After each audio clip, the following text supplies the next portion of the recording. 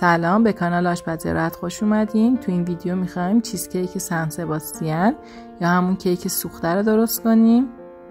مواد لازم: پنیر خامه‌ای 700 گرم، پودر قند 200 گرم، خامه 400 گرم، تخم مرغ 4 عدد، آرد قنادی 2 قاشق غذاخوری، نشاسته ذرت 2 قاشق غذاخوری و وانیل هم نصف قاشق چایخوری. خب اول از همه پنیر خامه‌ای رو توی یه ظرف می‌ریزیم و با همزن دستی هم میزنیم که یک نواخت بشه. بعد پودر قند رو روی این پنیر همزده الک میکنیم و مجددا باید هم بزنیم که صاف و یک دست بشه. اگه این آموزش این کیک رو دوست دارین لطفاً اونو لایک کنین و کانال آشپزی راحت رو سابسکرایب کنین تا بقیه ویدیوهای ما رو ببینین. ممنون. همینطور هم میزنیم که کاملا صاف و یک دست بشه. بعد از اون وانیل رو اضافه میکنیم و مجددا با همون همزن دستی هم میزنیم.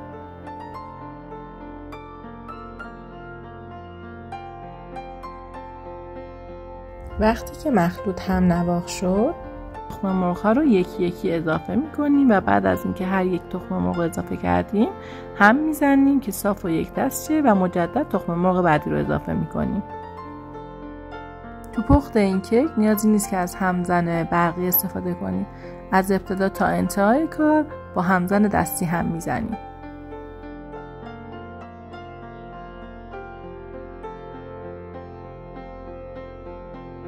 این کیک به عنوان صبحونه هم میتونه صبحونه کامل و پر انرژی باشه که تا چند ساعت کاملا ما رو سیر نگه داره.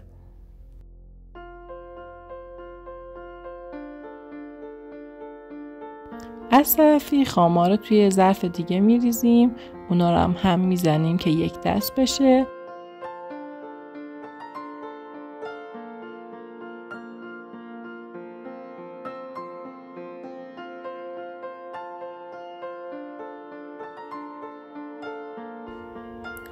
تو این مرحله آرد و نشاسته ذرت رو اضافه میکنیم و مجدد هم میزنیم. استفاده از همزن دستی تو پخت این کیک باعث میشه که هیچ حبابی لابلای مواد نره. وقتی که هم زدنمون کامل شد، خامه های هم زده شده رو به پنیرایی که از قبل هم زدیم اضافه میکنیم و اونا رو با هم دیگه مخلوط میکنیم. حالا دیگه مواد کیک آماده است.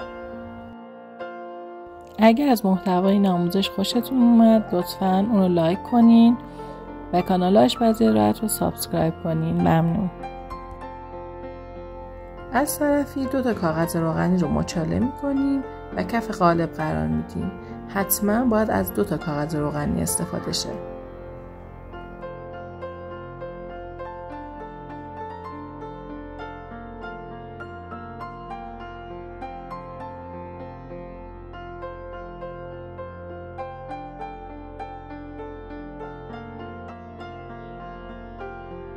مواد رو داخل قالب میریزیم.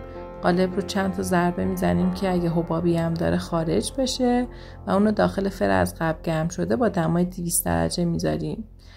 حدود نیم ساعت تا 40 دقیقه زمان میبره که کیک آماده بشه. بعد از حدود نیم ساعت کیک آماده است. اولش یه حالت ژله‌ای و لرزون داره، برای همین باید 1 ساعت بیرون باشه. بعد به مدت 3 ساعت میذاریم یخچال. وقتی که از یخچال در بیاریم کاغذش رو به آرامی میشه جدا کرد. کیک سن سباستین آماده است. نوش جان.